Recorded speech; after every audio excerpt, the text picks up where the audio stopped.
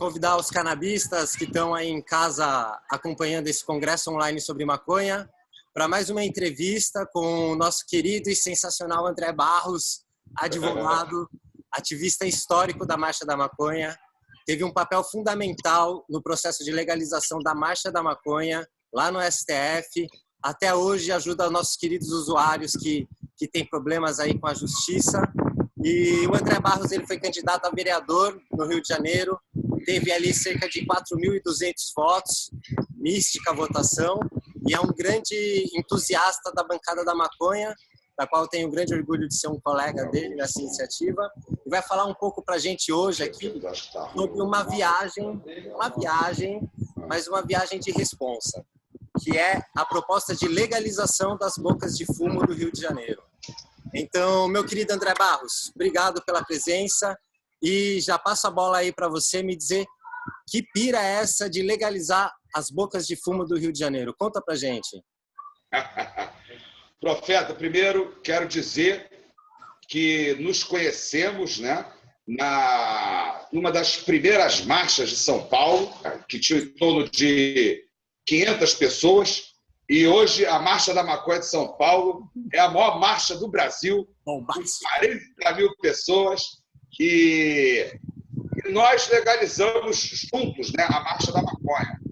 Nós fizemos a representação no Rio de Janeiro, mas foi em razão da brutal repressão à Marcha da Maconha, porque a representação nós fizemos em 2009, mas a brutal repressão à Marcha da Maconha de São Paulo em 2011 foi que colocou na pauta do Supremo Tribunal Federal as duas ações que garantiram finalmente a Marcha da Maconha no Brasil, uma vitória por 9-0 e outra por 8-0 no Supremo Tribunal Federal. Quer dizer, quem entende de Constituição mesmo são as maconheiras e os maconheiros, né? Mas vamos lá, a boca de fumo no Rio de Janeiro. A questão é o seguinte, até os anos 60, a maconha era consumida e vendida apenas pelos negros. Era considerado até o ópio do pobre. Quer dizer, era discriminado. O maconheiro era discriminado e ainda é, porque é uma tradição, uma cultura dos negros, e eles é que sustentavam até o comércio nos morros do Rio de Janeiro. A partir dos anos 60, a classe média vai começar a consumir a maconha, a classe média branca, mas ela também não comprava sempre nos morros do Rio de Janeiro. Até 1981, praticamente, até 1981, só se vendia maconha nos morros do Rio de Janeiro. Não se vendia cocaína. Até 1981 só se vendia maconha no Rio de Janeiro, não, nos morros. Tanto que o nome é Boca de Fumo. E o apelido era Vapor, por causa da fumaça. A relação era com a fumaça.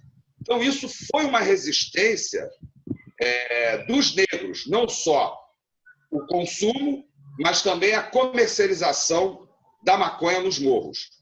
O que me preocupa, o que eu acho extremamente injusto, é que nós estamos vivendo um processo de legalização nos Estados Unidos e no mundo, e agora que nós estamos vendo que é um mercado milionário, um mercado bilionário, onde se vende muito, onde os Estados Unidos estão demonstrando a potência desse mercado, e exatamente nesse processo de legalização, o que me preocupa é que as bocas de fumo, que sempre resistiram, que foram as bocas de fumo, os negros do Rio de Janeiro, que resistiram à repressão à maconha.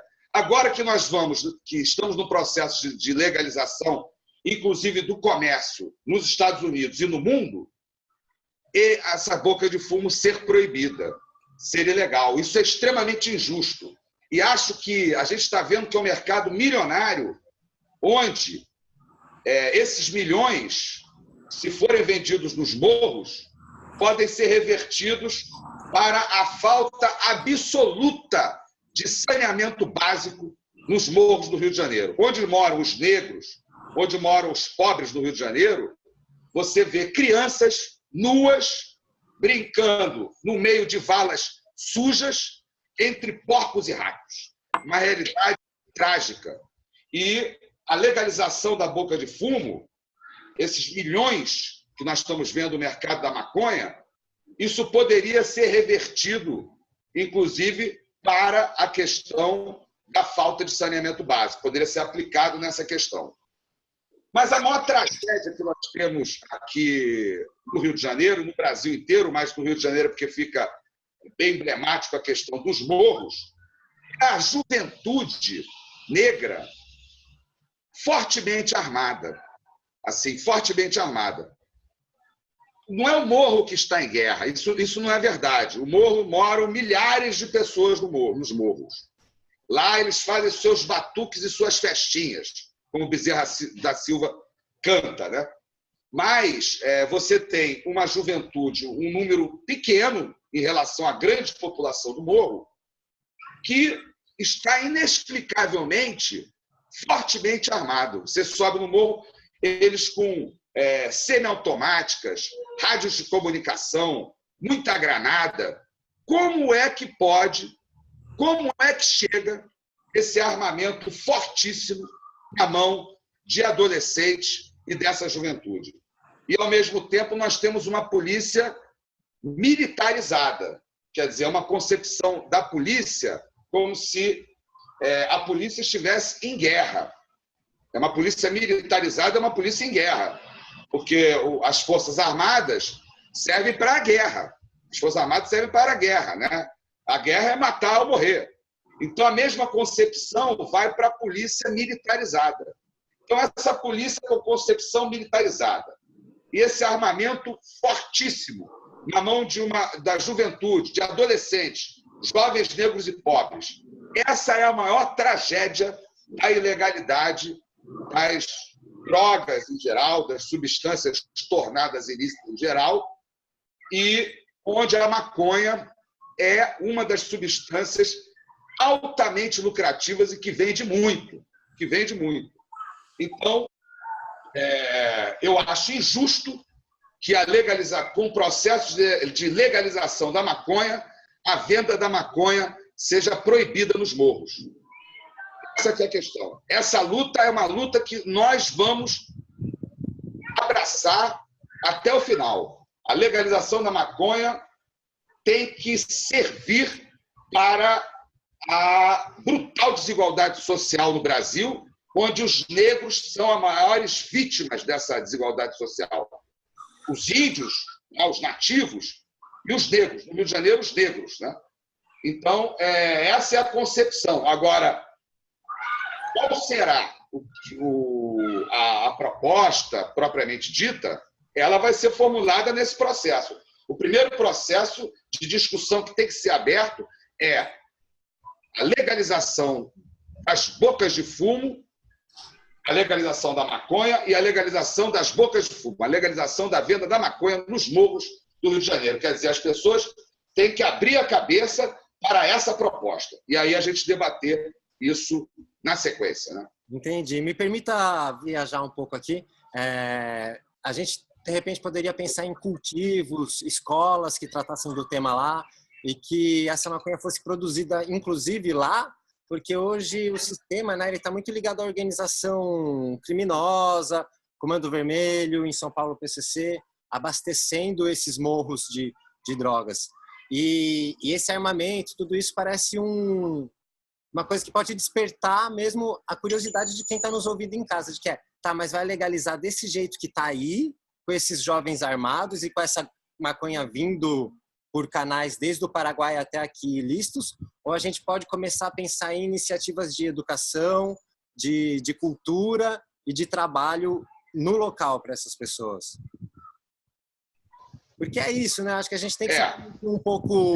Assim, poxa, a Rebeca Lery, nossa colega que tem entrevista aqui, ela falou um pouco do que ela pensa de uma proposta de reparação com essas pessoas do morro, das nossas favelas, que foram tão massacradas por essa guerra estúpida, essa guerra às drogas. E essa reparação talvez venha em forma de trabalho, em forma dessa oportunidade única de entrar no mercado bilionário, como você falou. Mas tem essas armas, tem essas organizações criminosas, né? É um desafio grande que a gente tem aí pela frente. A questão central tem que ser o desarmamento, não só da polícia, quanto dos soldados do tráfico. Porque o que nós sabemos é que esses são apenas os soldados do tráfico. Esses milhões que descem o morro, eles não ficam no morro. E ninguém sabe para onde vai. Aí, quando eles prendem uma pessoa numa operação policial, eles dizem que a pessoa trocou tiro, né? E sempre essas pessoas são pegas com droga, com a cocaína. O traficante foi preso com 8 quilos de cocaína.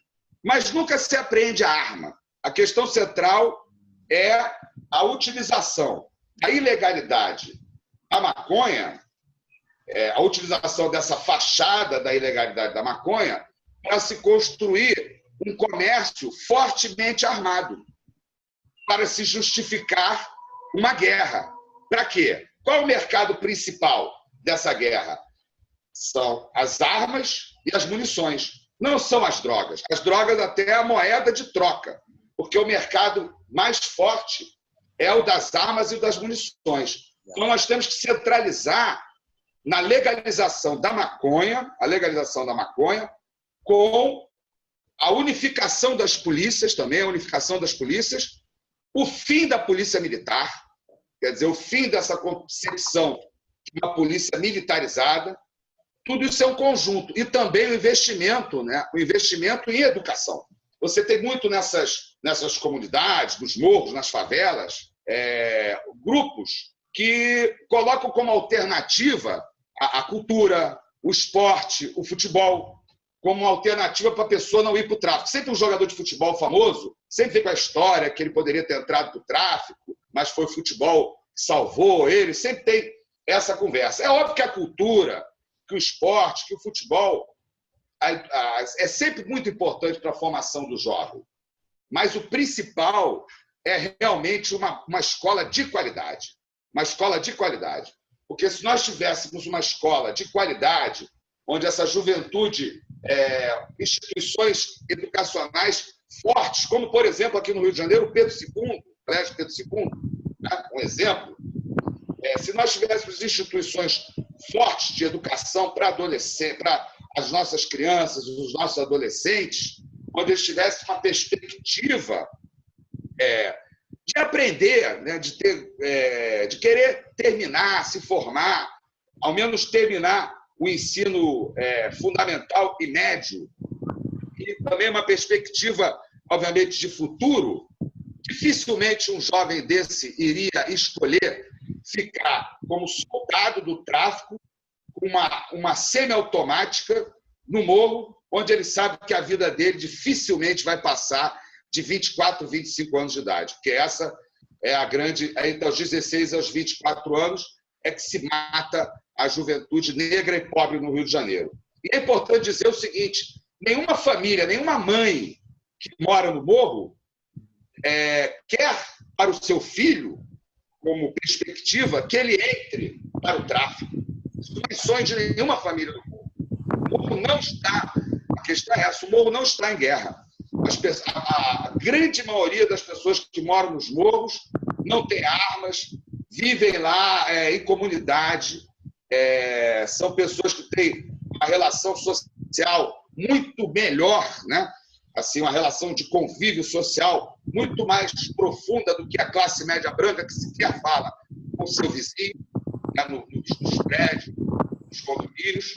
Então, essas pessoas nos morros, elas estão vivendo lá, e é um lugar, assim, se não fosse a miséria, se não fosse a pobreza, lugares lindos, maravilhosos, né? Visual sensacional. Já pensou se fosse legalizada a boca de fumo?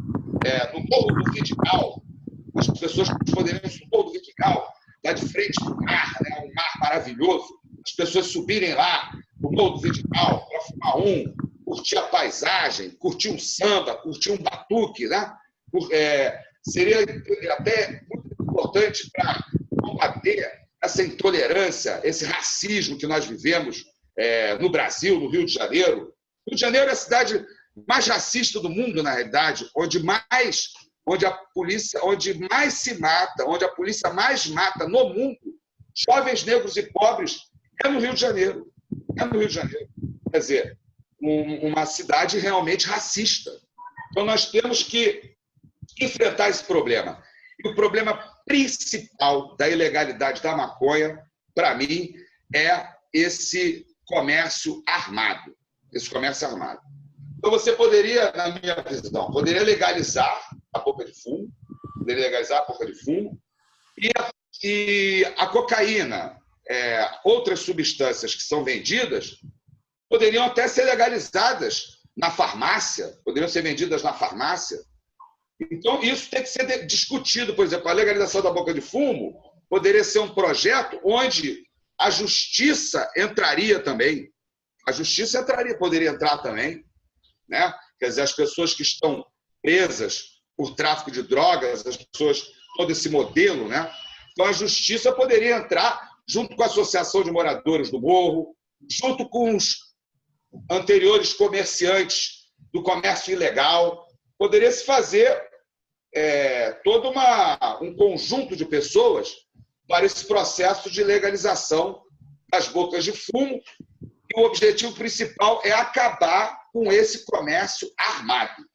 Tirar a arma da juventude adolescente, a juventude do Rio de Janeiro, do Brasil. E também a juventude da polícia, porque os policiais que eles mandam lá na ponta não têm nenhuma investigação, eles não sabem nem onde eles estão entrando, o que eles estão procurando, e quem é colocado na ponta também são policiais, jovens, negros e pobres. Então, isso é um mercado milionário, um mercado riquíssimo, onde eles colocam negros e pobres contra negros e pobres. Essa é a questão. A proibição das drogas é o mecanismo mais perverso, né, de controle e de opressão dessa população aí, porque ele pega os jovens negros e pobres abandonados do morro e fazem eles entrar em guerra com outros jovens negros e pobres um pouco menos abandonados que entraram na polícia e são colocados frente a frente para se odiarem e achar que um é culpado pelo infortúnio do outro, né? Quando na verdade tem um grande senhor aí em cima brincando com esses dois personagens. André, você fala muito da bancada da maconha e valoriza a entrada nas eleições, a participação, né, nesse sistema de governo, na política. Qual que é a importância disso para o que você falou antes? Por que uma bancada da maconha, e você fortalece essa bancada da maconha, precisa ser eleita para que a gente consiga ir para esse modelo e não para outros modelos? Parece meio óbvio, mas acho que é importante reforçar isso. Olha, a democracia, ela é uma conquista de quem luta pelos direitos sociais também. A democracia, ela é uma luta de quem não é só pelas liberdades civis e políticas, mas ela também é para os direitos sociais, direitos culturais e contra essa péssima, porque não, a democracia é a distribuição de direitos civis e políticos, mas também de direitos sociais. Ela também é material. E quem é contra a democracia, ele é contra a democracia dos direitos civis e políticos e também dos direitos sociais. Nesse momento, nós estamos vivendo no Brasil, onde uma presidente da República, da qual eu critiquei muito, mas fui para a rua contra o golpe, contra a presidente da República. Por quê? Porque ela foi uma presidente eleita e reeleita, na verdade, em 4 votações, porque no Brasil, para ser eleito, tem que passar por 2 turnos. Quer dizer, você caçar um golpe, você tirar da presidência da República uma pessoa eleita democraticamente, nós estamos vendo o que é isso aí. As pessoas que derrubaram a Dilma são as pessoas que são contra a democracia. Eles têm medo da democracia, porque eles sabem que da democracia eles vão perdendo. Eles têm medo da democracia. Então, esse golpe, nós estamos vendo aí que não é um golpe apenas dos direitos políticos, é um golpe dos direitos sociais. Quer dizer, eles estão atacando agora claramente os direitos sociais. Nós temos aí o Osmar Terra, que é o nosso inimigo da legalização da maconha, ministro do governo Temer, quer dizer, um proibicionista. O Osmar Terra, ele é contra a legalização da maconha, ele é um proibicionista, mas ele também, ao mesmo tempo, é um dos que mais ataca os direitos sociais. É ele que está atacando o Bolsa Família. O mesmo que ataca a legalização da maconha é o que ataca o Bolsa Família. Que é um programa apenas humanitário. O Bolsa Família é apenas um programa humanitário para atacar a fome. Só isso, é um programa contra a fome. Um programa de segurança contra a fome, apenas isso. Então, o mesmo que ataca a legalização da maconha, o Osmar Terra, é o que ataca o Bolsa Família. Então, a democracia, a eleição, ela interessa principalmente às pessoas que lutam pela distribuição de renda, contra essa brutal desigualdade social. A democracia interessa a nós.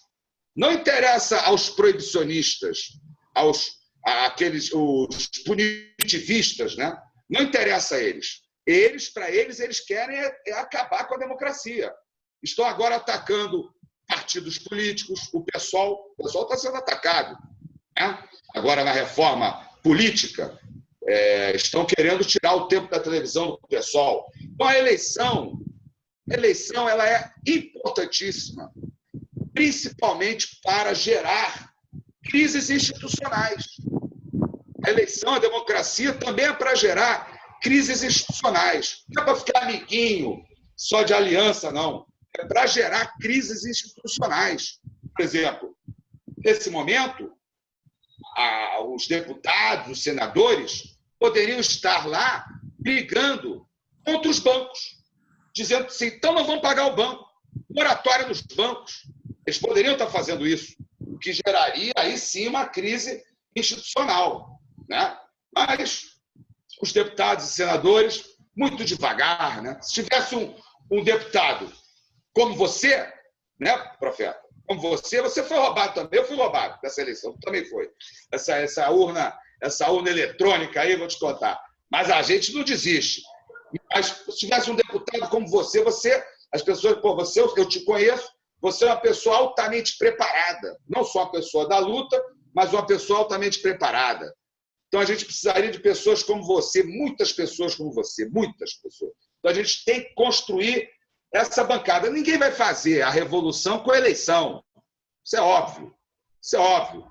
Mas a eleição ela é muito importante, a democracia é muito importante para gerar uma ruptura com esse sistema capitalista absurdo. E nós temos que dizer o seguinte, como é que pode nós vivemos num sistema onde uma pessoa tem 50 milhões, 100 milhões, bilhões na sua conta bancária?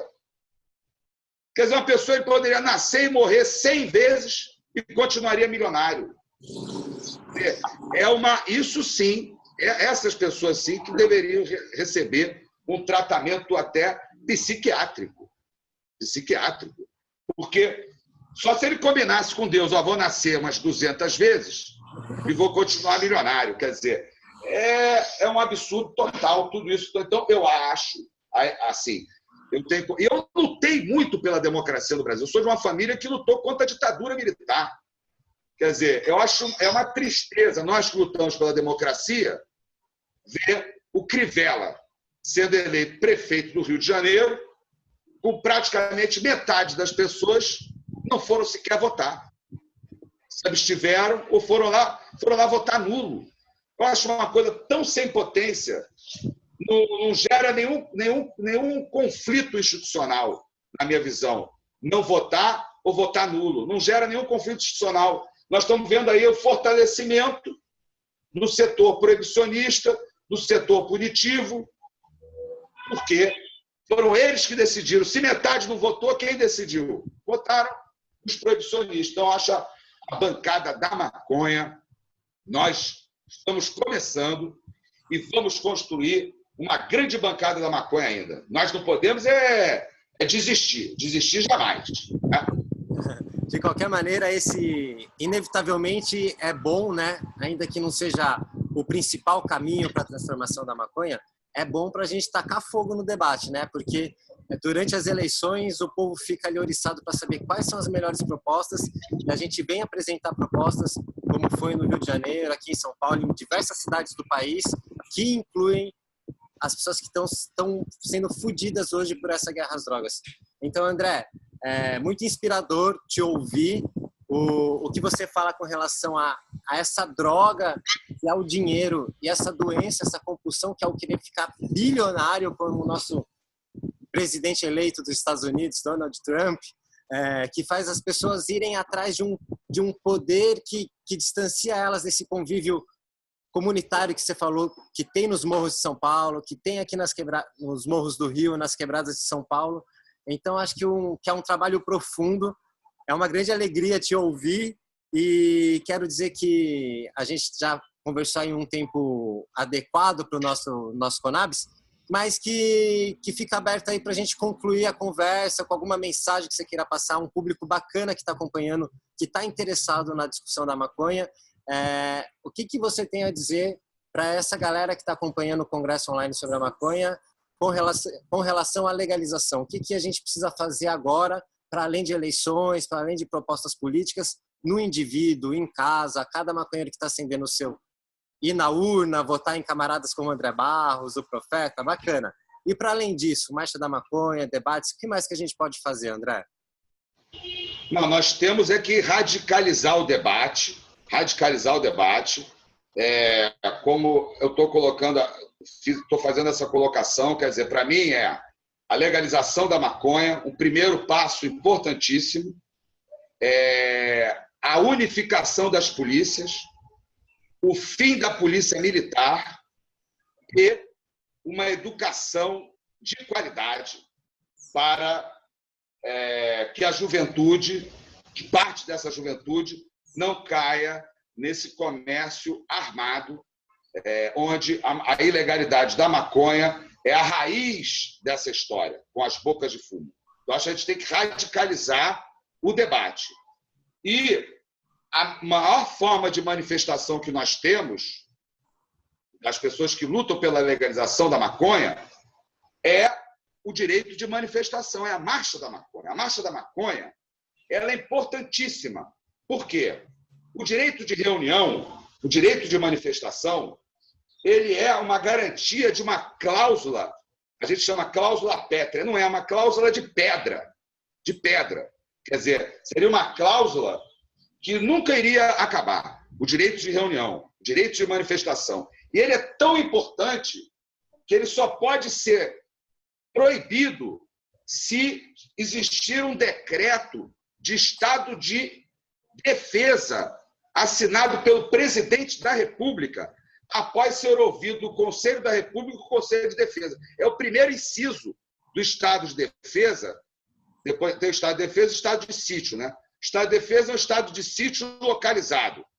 O primeiro inciso do estado de sítio, do estado de defesa, é proibir o direito de reunião. Então, o direito de reunião é uma coisa importantíssima. O direito de manifestação é importantíssimo, porque é a forma de expressão coletiva de um pensamento. Então, a gente tem que radicalizar no debate nas épocas que não são de eleição, radicalizar no Brasil em torno da questão do racismo, a ilegalidade da maconha em torno da questão relacionar a ilegalidade da maconha com o racismo, com a péssima distribuição de renda. Não vai adiantar nada a gente legalizar a maconha e isso não ser utilizado para reduzir essa brutal desigualdade social que nós temos no Brasil. Isso não vai valer. Não é, a nossa luta não é essa. Né? A minha luta não é essa. E creio que a sua também. Quer dizer, existe essa relação direta e profunda. E a Marcha da Maconha é isso. São Paulo, a Marcha da Maconha de São Paulo foi maravilhosa. 40 mil pessoas. Vamos botar ano que vem em São Paulo 100 mil pessoas. 100 mil pessoas pela legalização da maconha em São Paulo, né? Como diz o samba Império Serrano, né? Como diz o samba de Silas de Oliveira, São Paulo engrandece a nossa terra, né? Essa marcha da maconha de São Paulo virou a marcha do Brasil, né? E a marcha do Rio de Janeiro, nós temos que voltar a ter uma marcha forte no Rio de Janeiro. Esse tem que ser uma atuação aqui de nós, militantes da Marcha da Maconha do Rio de Janeiro. Isso tem que se espalhar por todo o Brasil. Nós precisamos da marcha forte em todas as capitais do país. Isso tem uma importância enorme. É a democracia direta. A democracia direta. Isso que as pessoas... É ação direta, democracia direta. É na manifestação, é na Marcha da Maconha. Ela é fundamental, ela é importantíssima. E é algo que ocorre não só em eleição, todos os anos. E nós vamos... Eu só saio da Marcha da Maconha quando a gente legalizar a boca de fumo nos morros do Rio de Janeiro e do Brasil inteiro. Em São Paulo, não são propriamente os morros, são as biqueiras, né? Biqueira, né? Biqueira, na quebrada, né? Quebrada, tal. Eu tenho um filho em São Paulo, que é advogado, inclusive, mora em São Paulo. Então, as quebradas, as biqueiras. Então, eu só vou sair da Marcha da Maconha quando a gente legalizar a maconha onde moram os negros e pobres, que foram eles que resistiram. É uma luta do nosso coração, né? Maravilha, André, obrigado por essa aula que deu um calor aí no nosso debate, né? Esse calorão do Rio de Janeiro. Muito importante a sua contribuição nesse Conab, estava sentindo falta, e fica o convite para quem está em casa, acompanhou o debate, a somar com a gente na Marcha da Maconha, abrir mão aí das pequenas diferenças e nos unir por essa luta, que é uma luta mais do que justa, é uma luta urgente e é uma luta para hoje. A gente não pode deixar a maconha cair na mão dos gringos aí que vão explorar ela. A gente tem que manter essa riqueza com a gente, com essas raízes africanas e com o povo que até hoje foi mais sacaneado por essa política de drogas. André, de coração, obrigado. A gente se encontra nas marchas da maconha aí e seja bem-vindo ao nosso Conabis. Um abraço bem apertado, meu irmão. Valeu, Profeta. Um abraço bem apertado para você e para a galera geral. Valeu!